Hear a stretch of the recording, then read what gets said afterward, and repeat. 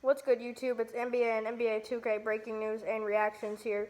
And day one of free agency was pretty crazy. A bunch of people re-signed. Not that many people changed teams. But we are going to go over all 38 players that have re-signed and what it means for the teams.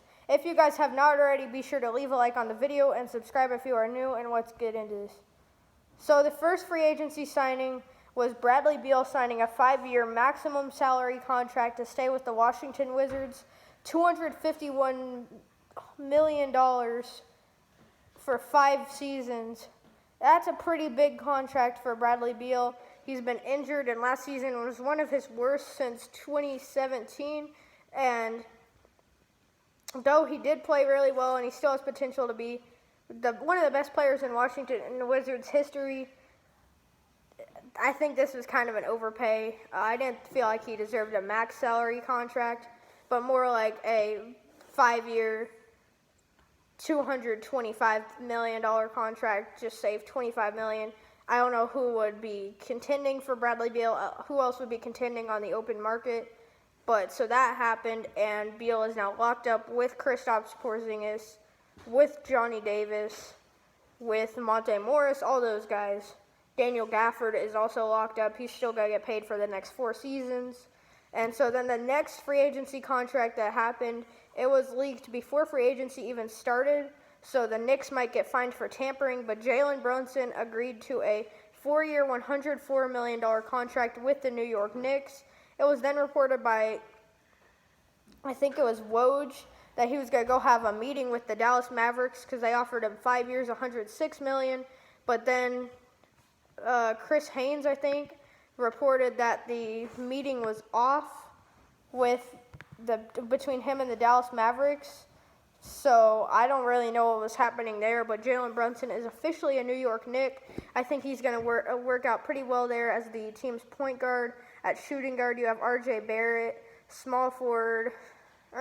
guard, I would put Emmanuel Quickley. Small forward, R.J. Barrett. Power forward, Julius Randle, and then center is still Mitchell Robinson. And then the third contract that happened was Anthony Simons getting a huge payday. He got a 4-year, $100 million contract, getting paid $25 million getting paid on an average of $25 million per season. This is a big contract for Simons. He was not a very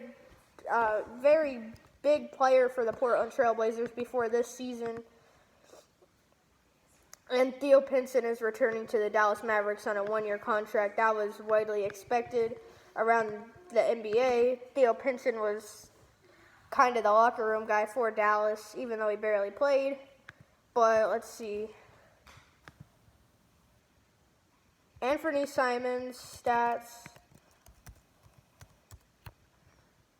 Simons for his career has only averaged 10 points, 2 rebounds, and 2 assists in 211 career games. And this season was kind of his breakout year. He averaged 17 points, 3 rebounds, and 4 assists, shooting 44, 40, and 88 in 57 games. But he started 30 of those games. The first 3 seasons of his career before this year, he only started 5 total games, not 1 last year. And so he joined Portland, and once Damian Lillard he stayed with Portland, and once Damian Lillard got injured, he finally got a chance, and that team was not very good. The team that Anthony Simons was starting on, they had Josh Hart, Justice Winslow, and guys like that were not starting caliber players on any other team except maybe Josh Hart was, because Nurkic was shut down. They had like Drew Eubanks, and so I think that was empty stats for Simons. If Damian Lillard was still healthy all of last season, Simons would have got more like a 4-year, $20 million contract. $25 million for a guy that's barely proven himself is kind of crazy.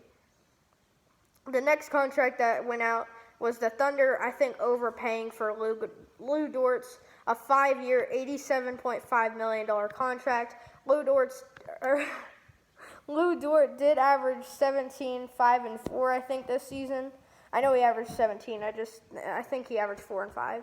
But 5 years, $87.5 million is a huge contract for a guy that's only been in the league for 3 seasons. He started his career off on a 2-way contract, re-signed with OKC for 2 seasons, and now was a free agent with a team option. They declined it so that they could lock him up long term, and they end up signing him to a huge contract, 5 years, $87.5 million.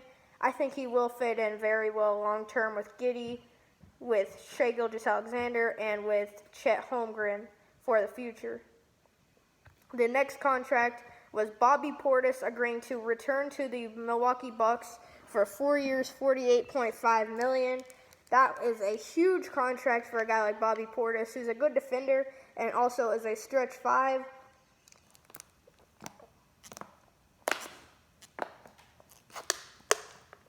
But for his career, he's mainly been a backup on all the teams that he's played on. Last year in Milwaukee, he kind of had a breakout season. It won't load. What the heck? There.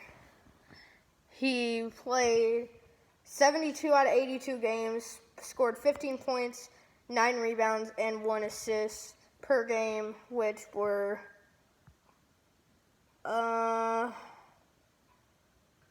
that's all career highs except for the assists, because in 2017-18 he averaged 1.7 with the Bulls. But so he had career highs in points and rebounds, and a kind of a breakout role with the Bucks since Brook Lopez was injured on the first game of the season and was out for a very long time. Portis got a much bigger opportunity, and that's why I think this is kind of an overpay, just like the Simons contract. The next contract was Marvin Bagley returning to the Detroit Pistons on a 3-year, $37 million contract.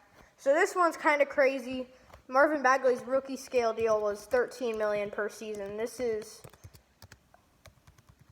over $10 million, that's all I know. I think $12 million per season again.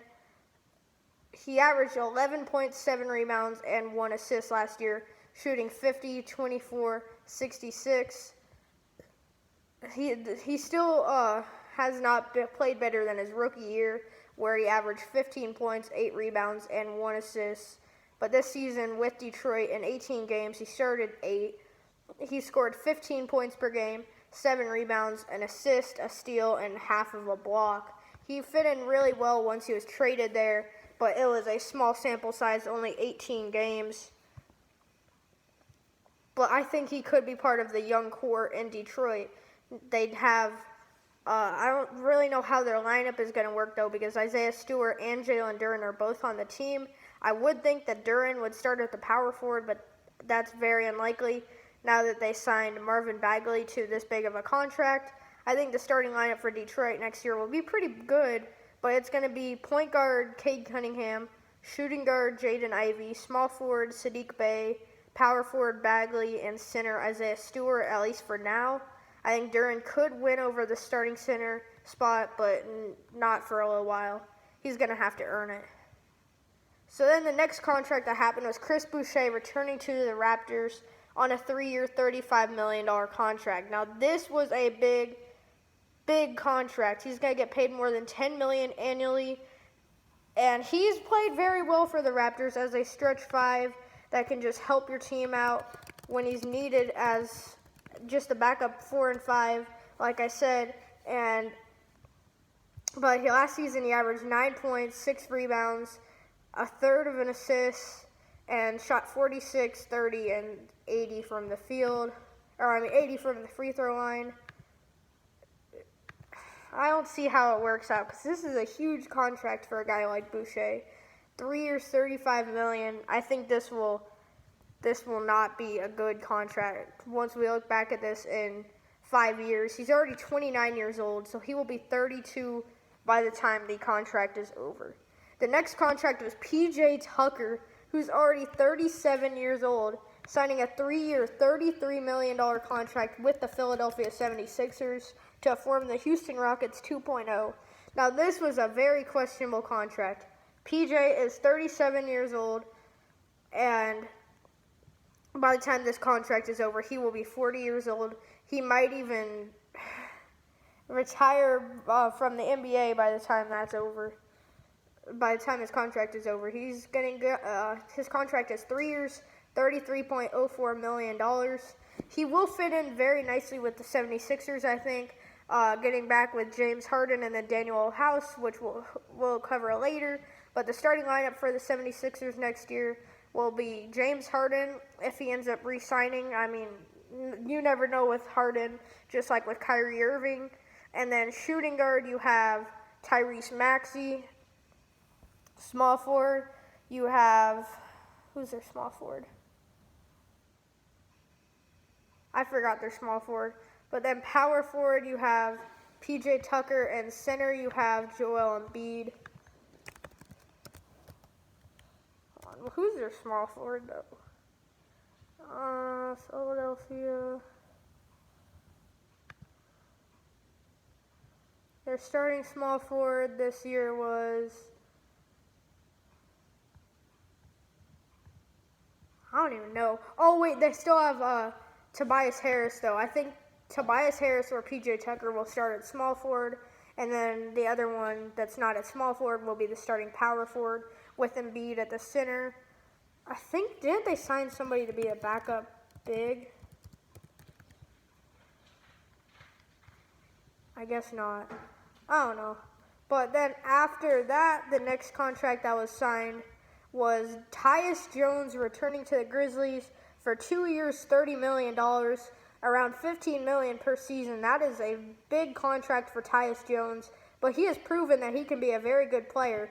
Ja Morant was injured multiple times during last season, and Tyus took over as the starting point guard and played very, very well, proving that he still has some potential in the NBA. He averaged 9 points, 2 rebounds, and 4 assists last season in 73 games. He started 23, and his career stats are only 6 points, 2 rebounds, and 4 assists. So he had a pretty good season this year. It's interesting to see if he will live up to the money, but just to get him back as the backup for Ja Morant, I think is a big deal for Memphis. So then Gary Payton left the team that he just won a championship with, which is pretty surprising. I think it was Steve Kerr that was saying that they were pretty confident that they were going to get GP back, but he ended up signing a 3-year, $28 million contract with the Portland Trailblazers. This was Gary Payton's first year in the NBA that he was actually looking like a really good NBA player. He played 71 games last season and averaged 7 points, 3.5 rebounds, and 1 assist, shooting 62% from the field and 36% from 3. And just last season with Golden State, he only played at the very end of the season. He averaged 2.5 points and 1 rebound. This year's season, he got a starting opportunity, starting 16 games. And this was really the first season that we got to see Gary Payton play well. Like 2016-17, his rookie year in Milwaukee, he was on a 2-way contract, and he averaged 3 points and 2 rebounds and 2 assists. Not that great. His second season with Milwaukee and LA, he averaged 3 points, 2 rebounds, and an assist. So he was starting to show little glimpses of potential, but nothing much. And in just his third season, he only played 3 games with the Wizards and scored 3.7 points and he averaged 1 rebound. Then the next season with Washington, he had 4 points, 3 rebounds, and 2 assists. So he wasn't very bad. He was showing that he could be a quality rotation player in the NBA. But this year was the first year that he actually played like he was a quality rotation player. I think Payton was a really good player. But firstly, I thought he was going to re-sign with the Golden State Warriors. The team was confident that they could get him back, and he just won a championship with them. And then also, I don't know if he'll live up to this money. 3 years, $28 million, which I don't know how much money that is annually, but I know it's a lot.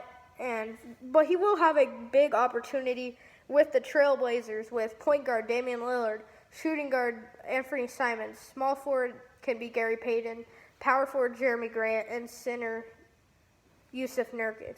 So then the next contract signed was Jae'Sean Tate, re-signing with the Houston Rockets for 3 years, $22 million, about $7 million per season for Jae'Sean Tate. He was in the 2018 draft, I think, or 2019, I don't quite remember, out of Ohio State, and went undrafted. And yeah, it was in the 2018 draft, went undrafted out of Ohio State, and just played overseas. He played for some team, I don't know where that is, and then for the Sydney Kings in Australia, and then the Rockets decided to give him a chance. No one really thought that he was going to make the regular season roster. He ended up actually making it, and now he is a really good defender, and he can score some points for the Rockets. Last season, he averaged 12 points, 5 rebounds, and 3 assists as the starting power forward next to Christian Wood. He's a lot like Luguentz Dort. They're both smaller forwards. Jae'Sean Tate, and I think both him and Dort are 6'4", and they're really good defenders who can score and play make. Jae'Sean Tate is looking like he could be a pretty good NBA player in the next few seasons. Then Nicholas Batum re-signed with the LA Clippers for 2 years, $22 million. Batum was super overpaid when he was with the Charlotte Hornets just a few years ago. It was looking like he could be done in the NBA, but now Batum came to the Clippers in 2020-21, I think, was his first season with the Clippers. Yeah, 2020-21. Last season was his first season with the Clippers. He averaged 8 points, 5 rebounds, and 2 assists. The previous year with Charlotte, he only averaged 4 points and 3 assists with 5 rebounds per game. That's not very good. Then this year he came in and averaged 8 points, 4 rebounds, and 2 assists off the bench. Or no, not really even off the bench. He played 59 games and started 54 at the power forward for LA. He is looking like he's completely just transformed his career from a bad contract player that looked like he was out of the league to just a stretch floor role player that's really good on a championship contender. And then this is where things got crazy.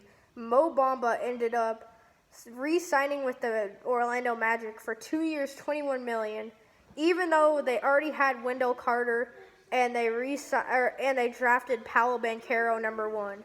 Mo Bamba and Wendell Carter was a really good duo last year, but now they have to try to work both of them into the lineup and then also play #1 pick Paolo Banchero. This is an interesting thing for the Orlando Magic, and I just don't really know how it's going to work out or if it even will work out. I think Wendell Carter may get traded by the start of next season or by the trade deadline. He is a really good piece on the Orlando Magic, but they're a rebuilding team. They could get draft picks for him, and they would open up more opportunity for Paolo Banchero, who obviously they drafted #1. Then JaVale McGee signed a 3-year, $20 million contract with the Dallas Mavericks. I thought personally that he was going to stay in Phoenix as the backup big or even the starting center after they traded DeAndre Ayton in a sign-and trade or just let DeAndre Ayton walk. But McGee ends up joining the Mavericks, where he will be probably a backup center behind Christian Wood, where the lineup will be Luka Doncic at the point guard, Spencer Dinwiddie at the shooting guard, Dorian Finney-Smith or Reggie Bullock at the small forward, Maxi Kleber at the power forward, and then Christian Wood at the center. JaVale McGee, I think, would have re-signed with Phoenix if Dallas didn't offer him this contract, because it's a pretty big deal for him to just be a backup center. Then Nick Claxton re-signed with the Brooklyn Nets on a 2-year, $20 million contract. Claxton has always been a pretty decent player for the Nets. He can get to the basket, rebound, he can play some defense, and he's a young player that they really need to keep since they are probably going to have to trade Kyrie and KD. Then Malik Monk ended up signing with the Sacramento Kings on a 2-year, $19 million contract. Monk was not the greatest player in Phoenix. He was just a role player that got 20 minutes a game. And now with the Lakers, he played really well last season, averaged 13.8 points, 3.4 rebounds, and 3 assists per game, shooting 47% from the field, 39% from three, and almost 80% from the free throw line. Last season in Charlotte, he only averaged 12 points, 2 rebounds, and 2 assists on a sort of bad team. He came to the Lakers, and they were not the best team this year, but he got lots of playing time as the starting shooting guard and ended up completely boosting his stock, and now he could be a really good piece on Sacramento with a lineup of De'Aaron Fox at the point, Monk at the 2, the 3 could be Harrison Barnes, or they could trade him. Power forward will be Lyles.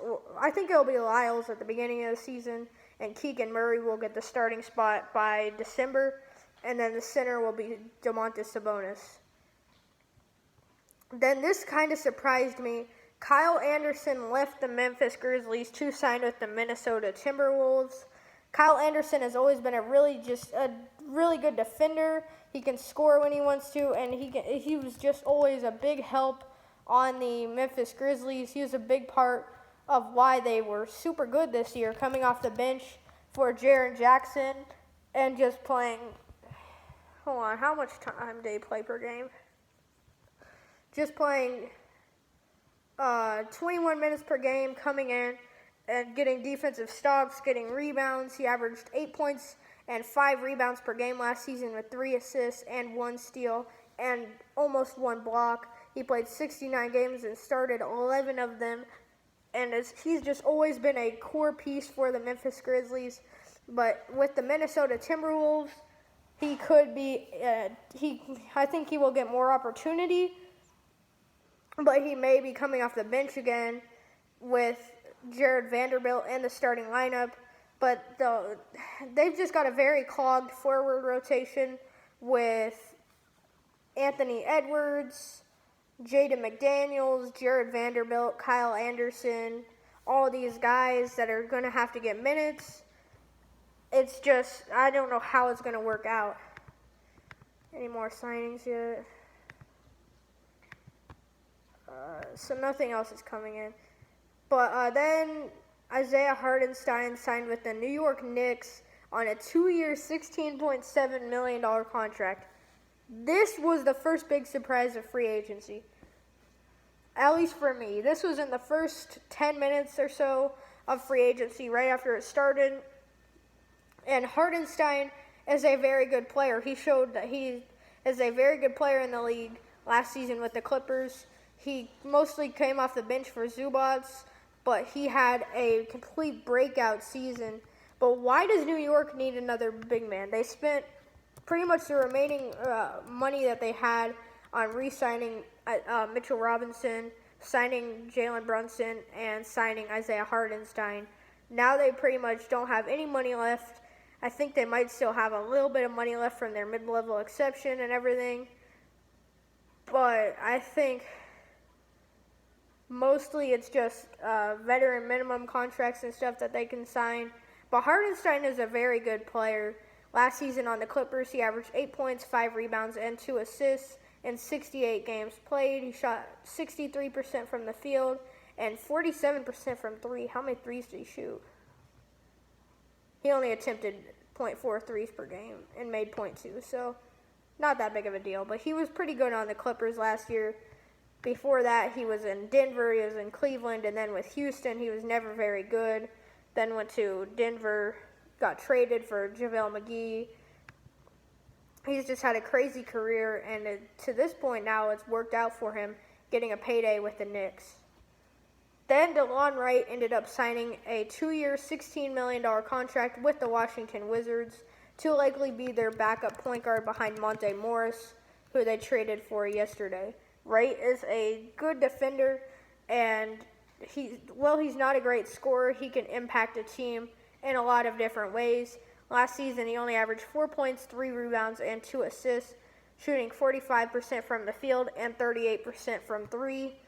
But in previous seasons, like last year with Detroit and Sacramento, he averaged 10 points and 5 assists and all of that. With Memphis, just 3 seasons ago, he averaged 12 points, 5 rebounds, and 5 assists. So yes, it looks like he is regressing a little bit. He's already 30 years old, but Delon Wright is still a very impactful player in the NBA. Then Patty Mills decided to re-sign with the Brooklyn Nets on a 2-year, $14.5 million contract, which was kind of surprising that he didn't get a bigger payday because he declined his player option for $6.5 million. He only ended up getting about $7 million per season, which is not very much of an increase, obviously. He played pretty well with the Nets last season, averaging about 11 points per game off the bench for, I don't even know who they were starting last year. But he was a very impactful player. And coming back to Brooklyn, he may get traded, though, because Kyrie and KD are both looking like they're leaving Brooklyn.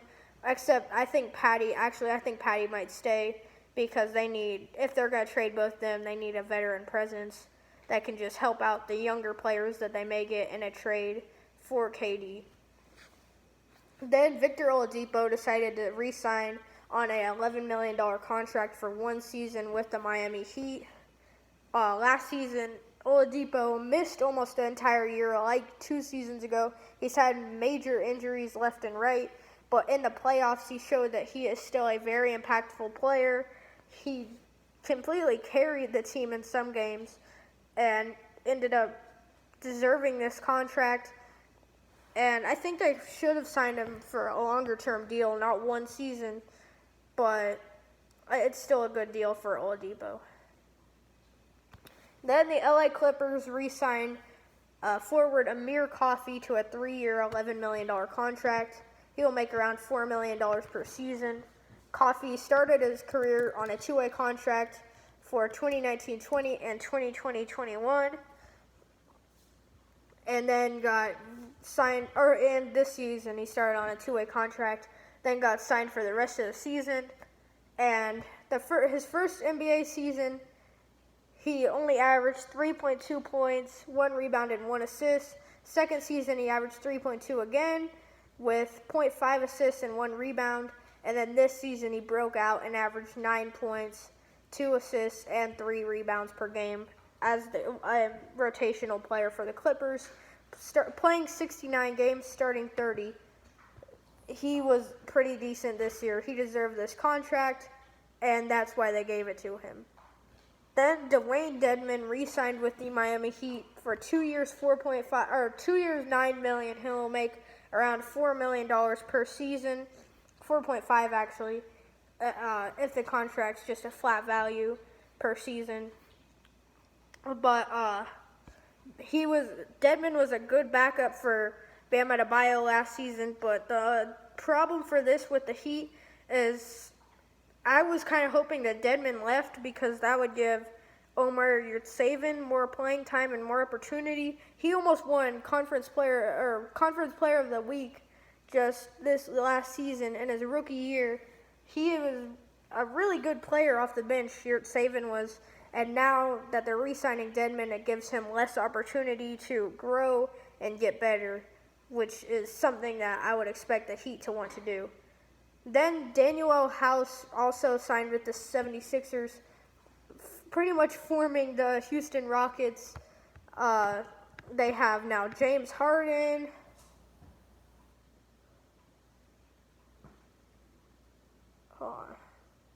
I thought that said that the Spurs were signing Danilo Gallinari, even though they waived him. But they have James Harden, PJ Tucker, Danuel House, and then Trevelin Queen they also signed. We'll get to that later. But Danuel House signed a 2-year, $8.4 million contract with the 76ers.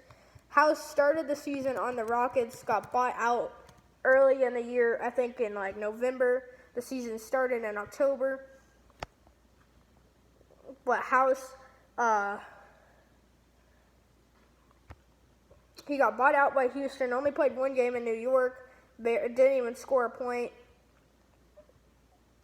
And then with Utah, he joined Utah, played 25 games, started 6, averaged 7 points, 3 rebounds, and an assist with half a steal and half a block per game. He was a pretty impactful part off the bench for the Utah Jazz, and now the 76ers are getting him for 2 seasons. He will be a good backup wing for them. Then this was a really good move for the team that got him. Andre Drummond signed a 2-year, $6.6 million contract with the Chicago Bulls. Now, Drummond has had his ups and downs the last few years, but he is the best rebounder in the game of basketball right now, and he is a great defender in the low post and can score as well. And this is a great contract for the Bulls. They aren't even paying him that much, only about $3.3 million per season. They get him to be a backup for Vucevic, who has never really been that great of a defender. They get an upgrade on defense at the center and the backup center, like Tristan Thompson, but better pretty much. And this will just be a huge help. Now they just need to re-sign Zach LaVine, and I think that they're going to be even better for next season. Then Joe Ingles decided to sign with the Bucks on a 1-year, $6.5 million contract. Joe Ingles is expected to be out for most of the season with a torn, I think it was Achilles or ACL. I know it was one of those, but I just don't remember which it was. So I think this was kind of an overpay since he's getting paid pretty much $6.5 million to come in and play in the playoffs. I thought he was going to go unsigned until the playoffs started, or until about like the trade deadline of next season. That's when he's projected to come back. The Bucks overpaid for this one. He's a good defender, or at least he was before he had a major injury. I don't know how that will affect his game, but he can also shoot the ball pretty well, and he'll just be a good rotational role player for the Milwaukee Bucks. Then the Lakers started to try to add some youth to their team. They signed Lonnie Walker IV from San Antonio to a 1-year, $6.5 million contract.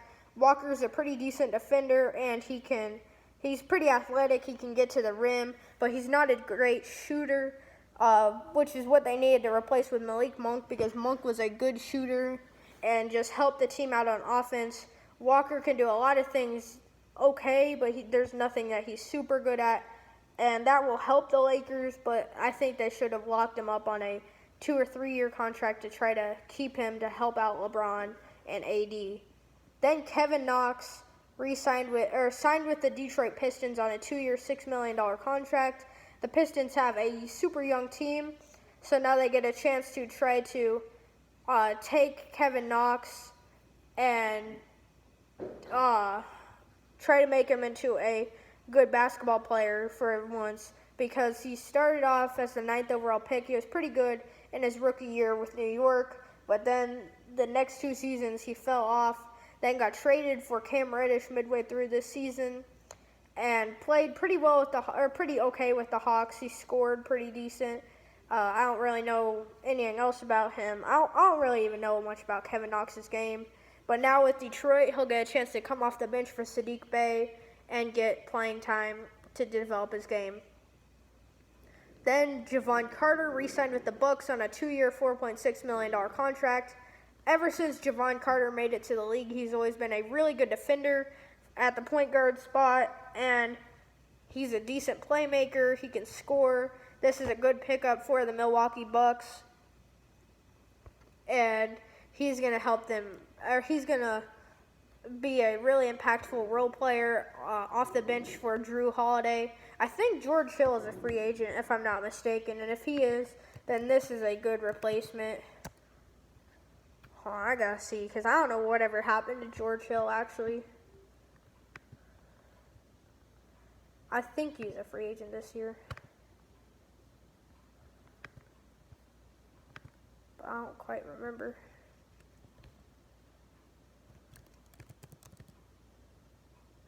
No, it's only Malcolm Hill. So George Hill's still under contract. I think he's making $4 million per season. But Jevon Carter's a better backup, and George Hill could just be waived or traded in a salary dump for a second-round pick. Even though the Bucks don't really need to do a salary dump, it would still make sense just to get off his contract.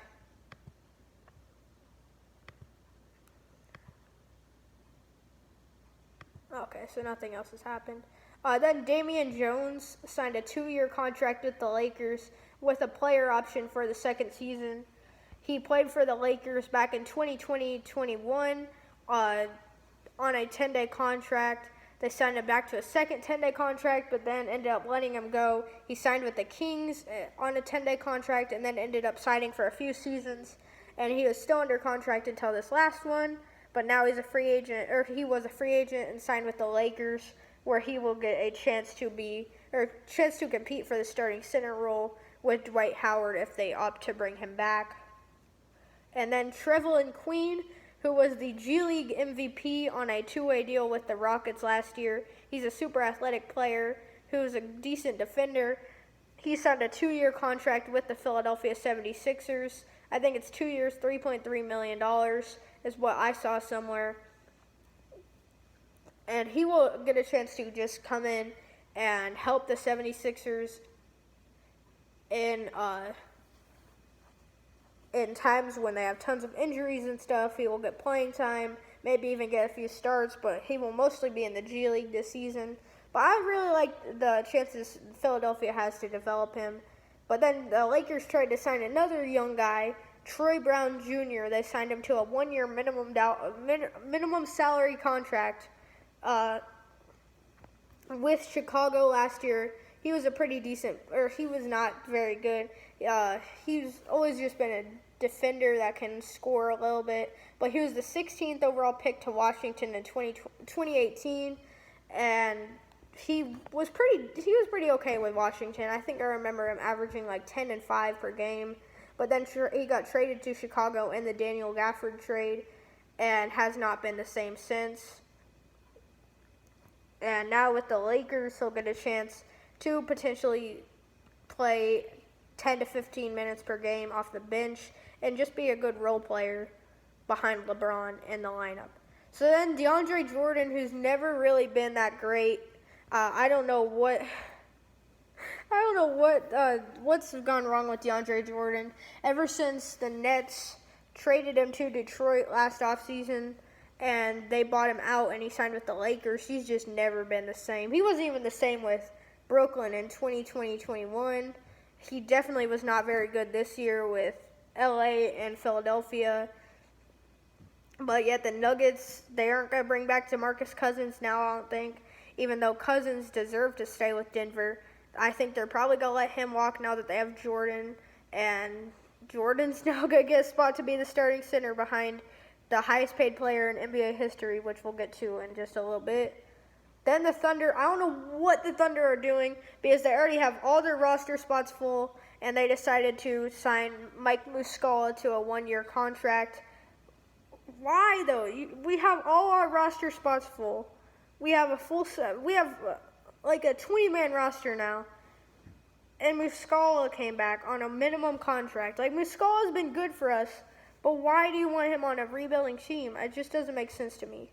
Then the Lakers brought in a dunk contest runner-up and NBA champion, the first NBA champion from Mexico, Juan Toscano Anderson, on a 1-year minimum salary contract. I don't really know how to feel about that. He'll play like 5 minutes a game. Maybe get some cool dunk off a lob pass from LeBron, but that's about it. Then Anthony Gill re-signed with the Washington Wizards on a 2-year deal. I don't really know much about him. Then Devon Reed, who's a really good sharpshooter, kind of a 3-and-D guy, re-signed with the Denver Nuggets. He started last season on a 10-day hardship contract and ended up playing on a total of 4 10-day contracts. Most players are limited to 2, but due to COVID and everything at the beginning of the season, Reed played 4.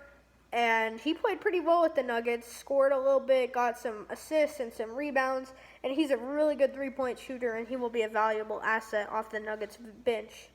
Then, lastly, for the contract signed, the Bucks re-signed Wesley Matthews on a 1-year minimum contract. He's always just been a really good defender for Milwaukee, and he's just a glue guy to build around.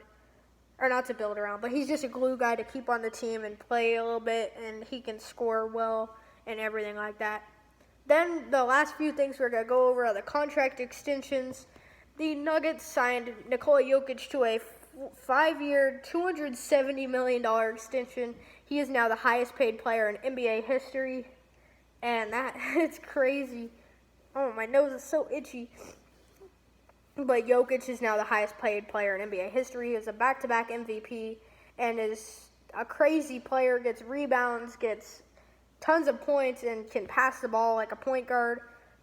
Oh, my nose.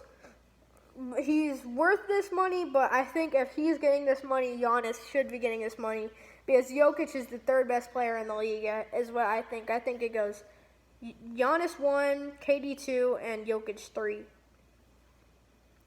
Then Devin Booker signed a 4-year Supermax with the Suns. This is expected. He's always been a really good player for the Suns ever since his first NBA game, and that won't change anytime soon. I think he'll probably be a lifer with the Suns. Then Cat signed a 4-year Supermax with the Timberwolves. Same thing with Cat. Ever since his first NBA game, he's just been really, really good with the Timberwolves. Then Ja Morant signed a 5-year max rookie scale extension with the Grizzlies, which was expected. He's really good, obviously. And then Gary Harris re-signed with the Magic, 2 years, $26 million, which is kind of an overpay for Gary Harris because he was making $26 million last season. Now he's going to be making $13 million per season. He's a really good scorer and a great defender, and he will probably just be trade bait by the trade deadline. And then Thaddeus Young signed a 2-year, $16 million veteran extension with the Raptors, which is an overpay at about $8 million per season. The Raptors signed Otto Porter to a 2-year deal, according to Chris Haynes. I just saw that. So the Warriors won a championship, and now all their role players that they had are just leaving. It'll be interesting to see if they get like a DeMarcus Cousins or something, though. I think Looney will re-sign, but if he doesn't, Cousins will be a good fit. And I don't know where Miles Bridges is going to go now that he got into legal issues. I'm not going to talk more about that, but if you want to hear more, then you can. There's tons of articles about it. Just look up Miles Bridges. But then Danilo Gallinari is going to the Celtics. What else? Has Woj or Shams tweeted out anything? Theo Pinson's going back to the Mavs on a 1-year deal. And Shams doesn't have anything either. I'll check this really quick, and then if there's nothing, transactions here. Yeah, there's nothing on here either. So, unless something crazy happens, I probably won't make another recap video until tomorrow. But thank you guys so much for watching. Make sure to leave a like and subscribe if you are new, and I will see you guys next time. Peace.